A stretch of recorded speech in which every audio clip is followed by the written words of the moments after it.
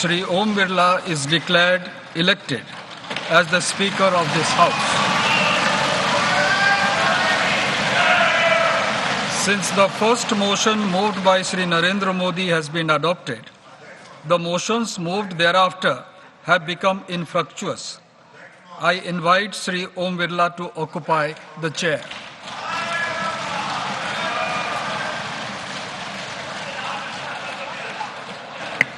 इन्होंने division force नहीं किया है, इसलिए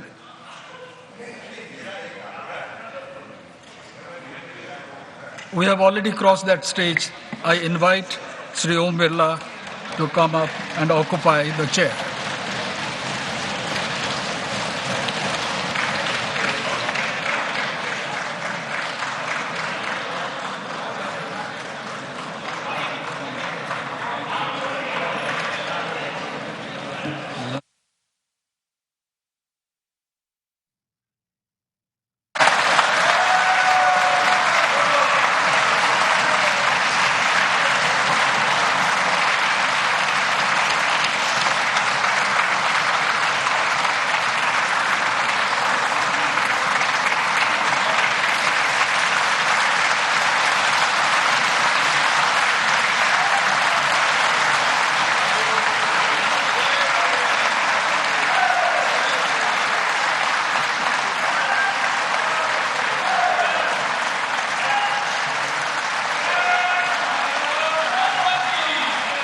आपके चेयर है, आप संभालें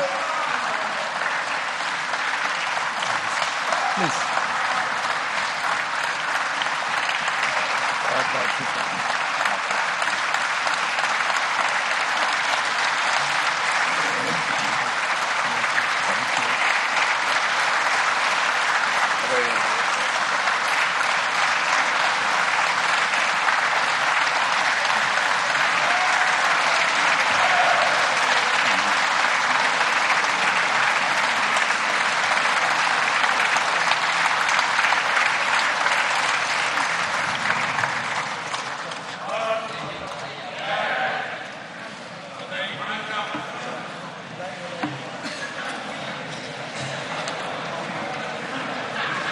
Shri Kiren Rijiju ji. Honorable Speaker, sir, before the business could begin, I would like to thank Shri Bhartruhari Mehtab, who has discharged his duties as Speaker Pro Tem. He has completed entire proceedings of oath and affirmation very smoothly within 2 days until the election of the Honorable Speaker this morning. I profusely thank him on behalf of the government and Honorable Prime Minister also. I also thank the panel of chairpersons for their valuable contribution. I also thank the Secretary General of Lok Sabha and staff of Lok Sabha Secretariat who have completed the work within the time frame under the guidance of the Speaker Pro Tem and the panel of chairpersons. On behalf of the entire House, I thank all of them. Once again, I thank all the honorable members for your cooperation. माननीय प्रधानमंत्री जी,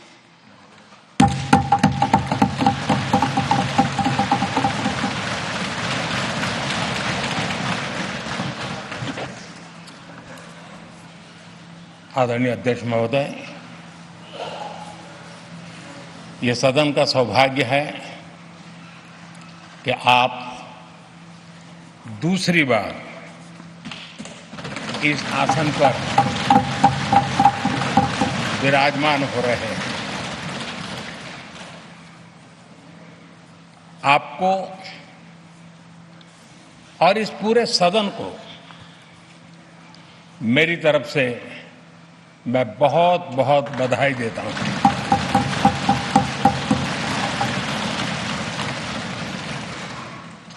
आदरणीय अध्यक्ष जी,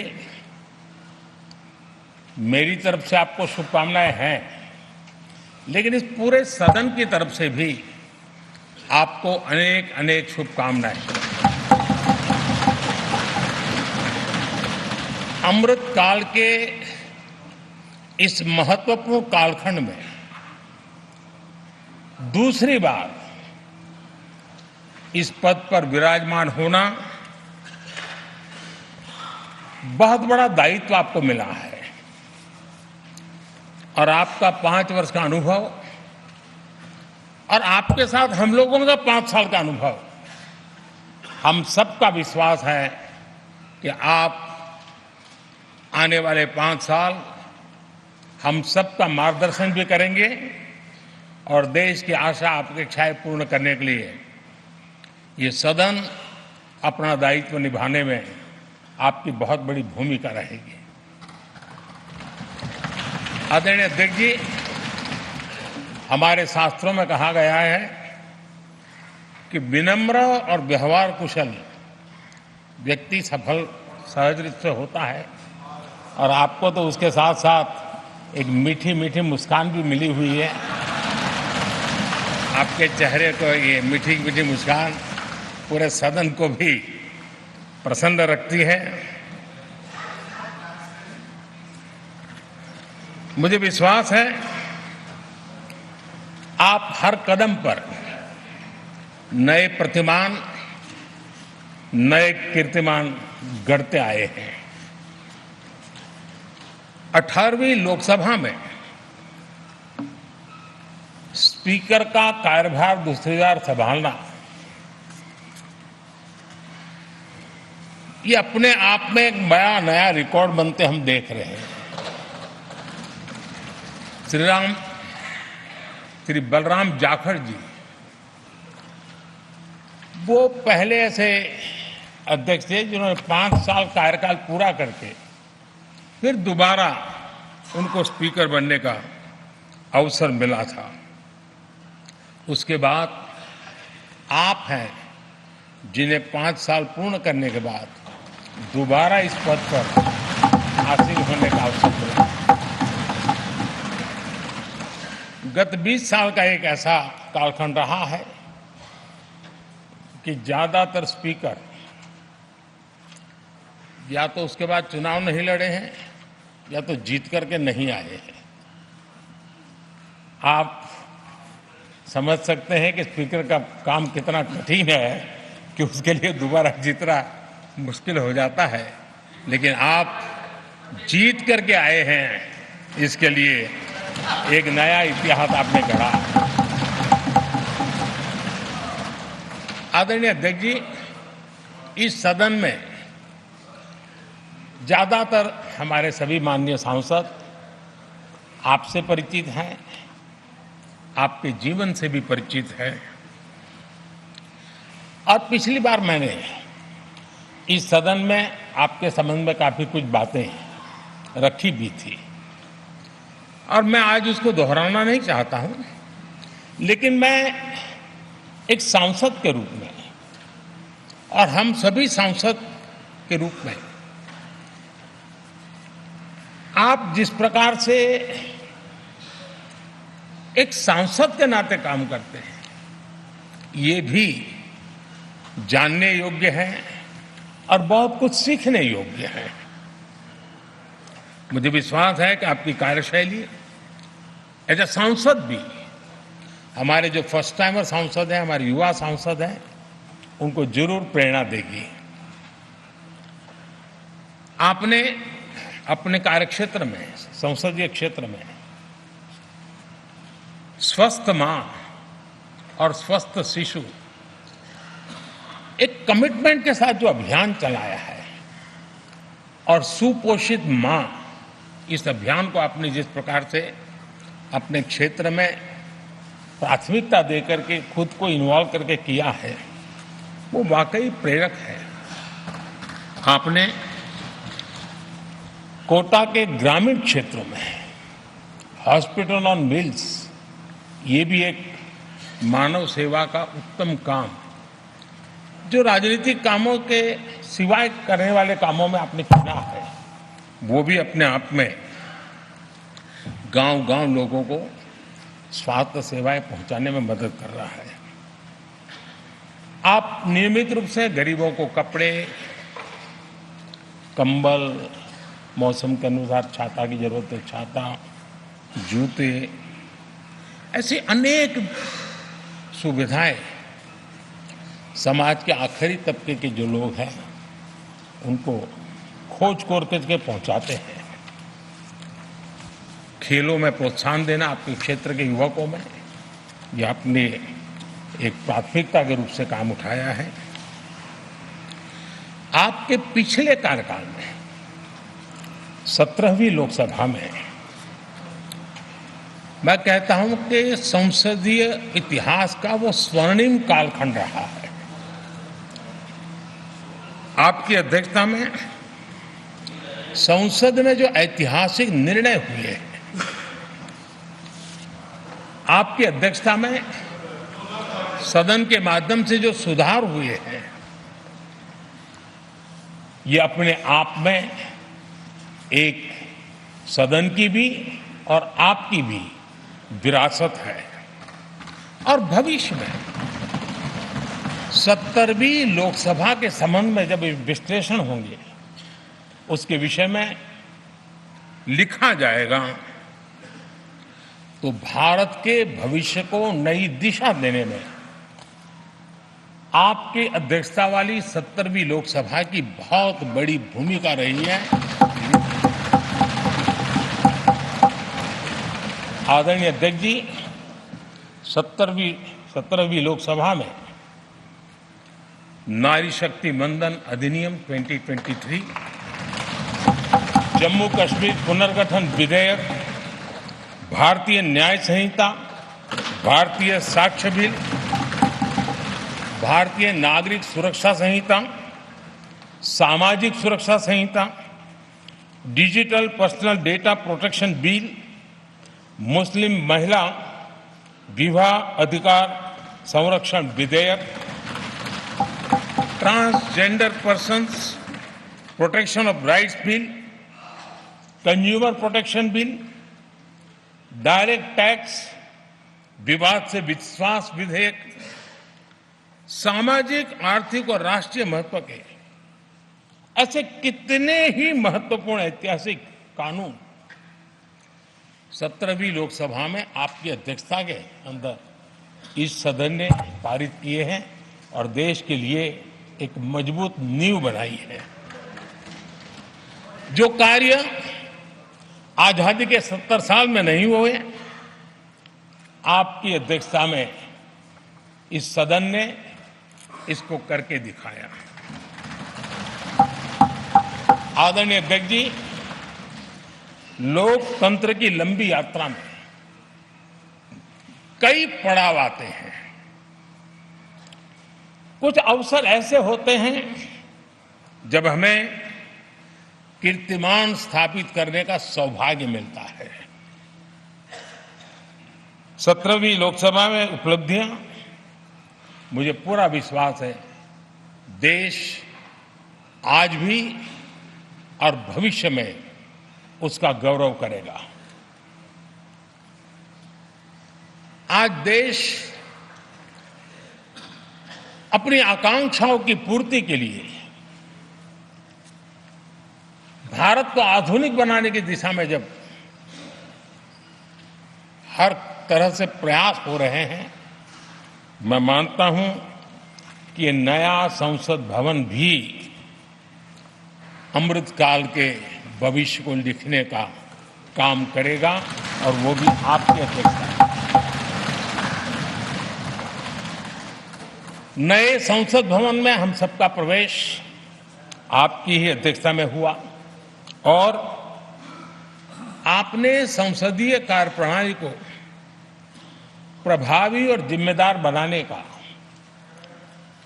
कई महत्वपूर्ण फैसले लिए हैं और इसलिए लोकतंत्र को मजबूती देने में मदद मिली है। लोकसभा में हम पेपरलेस डिजिटल व्यवस्था से आज काम कर रहे हैं।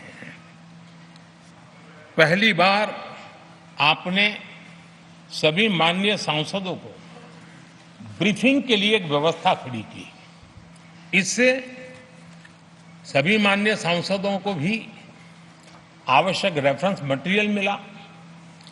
उसके कारण सदन की चर्चा अधिक पुष्ट हुई और ये आपका एक अच्छा इनिशिएटिव था जिसने सांसदों में भी विश्वास पैदा किया, हाँ मैं भी कुछ कह सकता हूं, मैं भी अपने तर्क दे सकता हूं, तो एक आपने अच्छी व्यवस्था को विकसित किया है। आदरणीय अध्यक्ष जी, G20 भारत की सफलता का एक महत्वपूर्ण पृष्ठ है, लेकिन बहुत कम चर्चा हुई है, वो है P20। और आपके नेतृत्व में G20 देशों के जो पीठासीन अधिकारी हैं, स्पीकर्स हैं, उनका सम्मेलन आपकी अध्यक्षता में हुआ। और अब तक P20 के जितने सम्मेलन हुए हैं, उसमें ये ऐसा अवसर था कि दुनिया के सर्वाधिक देश आपके निमंत्रण पर भारत आए और बहुत ही उत्तम प्रकार के निर्णय उस समिट में हुए। और उसने विश्व में भारत की लोकतंत्र की जो प्रतिष्ठा है, उसको गौरव देने में बहुत बड़ा रोल अदा किया है। आदरणीय अध्यक्ष जी, ये हमारा भवन ये सिर्फ 4 दीवारें नहीं है। हमारा ये संसद 140 करोड़ देशवासियों की आशा का केंद्र है।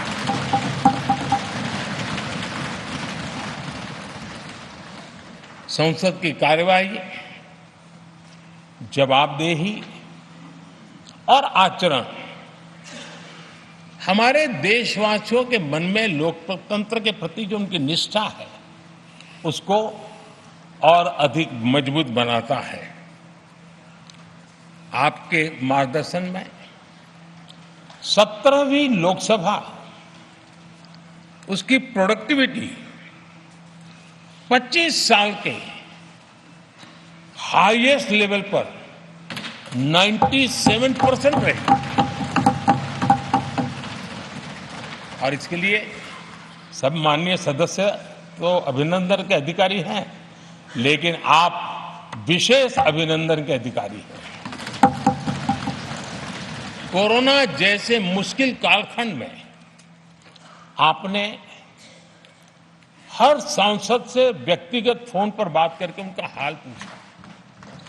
कहीं किसी सांसद की बीमारी की खबर आई तो आपने सदन के अध्यक्ष के नाते व्यक्तिगत रूप से उसकी चिंता की। और वो सभी दल के सांसदों से जब मुझे सुनने को मिलता था, मुझे बड़ा गर्व होता था कि जैसे आप इस सदन के परिवार के मुखिया के रूप में उस कोरोना कालखंड में भी व्यक्तिगत चिंता करते थे। कोरोना काल में भी आपने सदन का काम रुकने नहीं दिया। सांसदों ने भी आपके हर सुझाव को सर आंखों पे चढ़ाया। किसी को ऊपर बैठने के लिए कहा तो वो वहां जाके बैठा, किसी को दूसरे जगह भी जाके बैठने के लिए कहा तो वो भी बैठा। लेकिन देश के काम को किसी ने रुकने नहीं दिया। लेकिन आपने ये जो फैसले किए, उसका परिणाम है कि हम उस कठिन कालखंड में भी कार्य कर पाए।